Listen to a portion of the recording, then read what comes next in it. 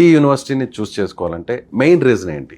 So first of all మన Indian స్టూడెంట్స్కు ఇక్కడ free seat అయితే కాంపిటీషన్లో 58,000 సీట్స్ ఉన్నాయి, 23 lakhs రాశారు. సో ఎక్కడ కూడా మ్యాచ్ కావట్లేదు. ఒకవేళ ఎన్ఆర్ఐ కోటా తీసుకుందాం అనుకున్నా అని 1 to 1.5 crore ఉంది.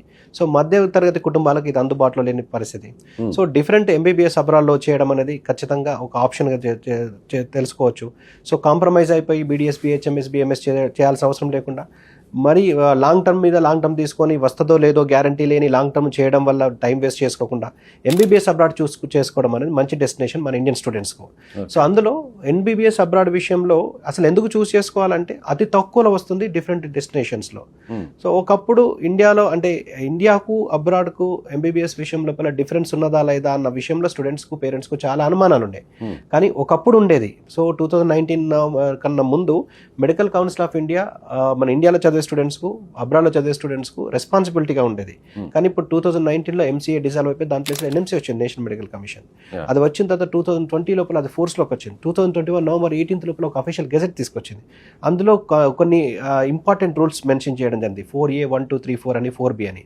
4A1 వచ్చేసి 54 months ఆఫ్ డ్యూరేషన్ ఉండాలి, 4A2 వచ్చేసి 12 months ఆఫ్ ఇంటర్న్షిప్ ఉండాలని, 4A3 వచ్చేసి మీడియం ఆఫ్ ఇన్స్ట్రక్షన్ ఇంగ్లీష్ ఉండాలని, 4A4 వచ్చేసి మన ఇండియాలో చదివే సబ్జెక్ట్స్ షెడ్యూల్ 1లో సబ్జెక్ట్స్ ఉండాలని, 4B వచ్చేసి అక్కడ registered with the professional regulatory body or otherwise అక్కడ చదువుతున్న స్టూడెంట్స్కు సరి సమానంగా మన స్టూడెంట్స్ కూడా ప్రాక్టీస్ చేయడానికి అనుమతించాలన్న రూల్స్ తీసుకొచ్చారు.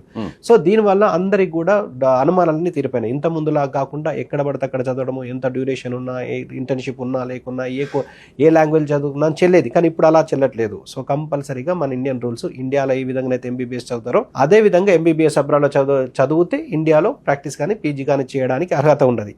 ఎట్ ద సేమ్ టైం ఇండియాలో చదివిన ఇప్పుడున్న పరిస్థితిలో 2021 November 18 ప్రకారం ఇండియాలో చదివినా కానీ అబ్రాడ్లో చదివినా కానీ అందరూ కూడా, అంటే ఇండియాలో ఫ్రీ సీట్ వచ్చినా, ఇండియాలో 1 to 1.5 crore పెట్టి చదివినా, ఎంబీబీఎస్ అబ్రాడ్లో వ్యాలిడ్ కంట్రీ వ్యాలిడ్ యూనివర్సిటీ, మళ్ళీ అండర్లైన్ చేసుకోండి, వ్యాలిడ్ కంట్రీ వ్యాలిడ్ యూనివర్సిటీ చదివినా కానీ అందరూ కూడా నేషనల్ ఎగ్జిట్ టెస్ట్ నెక్స్ట్ అనే ఎగ్జామ్ రాసి క్వాలిఫై అయితే ఇండియాలో ప్రాక్టీస్, క్వాలిఫై అయితే ఇండియాలో పీజీ. కాబట్టి నిరభ్యంతరంగా ఒక ఇండియన్ స్టూడెంట్ బయటికి వెళ్ళి చదువుకోవచ్చు అనేది క్లియర్గా మనకు ఎన్ఎంసీ గెజెట్ ద్వారా తెలుస్తున్నది.